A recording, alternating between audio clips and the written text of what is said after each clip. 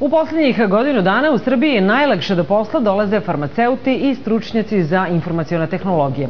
Iako je za dobijanje posla u ovim oblastima neophodna diploma, kada se radi o drugim zanimanjima, poslodavcima školska sprema nije osnovni kriterijum za dobijanje posla.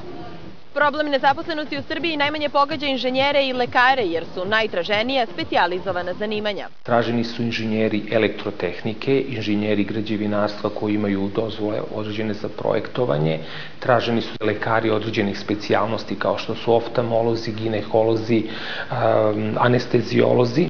Ipak, poražavajući je podatak da ukoliko je reč o zanimanjima koja nisu usko specijalizovana, osnovni kriterijum za dobijanje posla je broj godina radnika i radno iskustvo, zatim kursevi i stručno usavršavanja, dok je za poslodavca diploma čini se najmanje važna. Tek na 4. mestu on gleda stručnu spremu. Zašto? Zato što prosto to što vi imate neku određenu stručnu spremu, poslodavcu ne garantuje da ćete vi dobro obavljati taj posao. Srbiji nedostaju i zanatlije. Mladi uglavnom žele da se bave menadžmentom i sličnim zanimanjima, dok je broj onih koji nešto proizvode sve manji, što je posledica već nagomilanih problema u domaćoj privredi. U prošloj godini u osnovno zanimanje u građevinarstvu, znači u srednjim zanimanjima, kadar kao što su tesari, armirači i zidari u celoj Srbiji upisalo 40 đaka. Finansijska kriza najmanje je pogodila IT sektor, što bi mladi trebalo da uzmu u obzir prilikom odabira budućeg posla. Ja bih nekako preporučio mladim ljudima da razmišljaju o tržišnoj komponenti kada biraju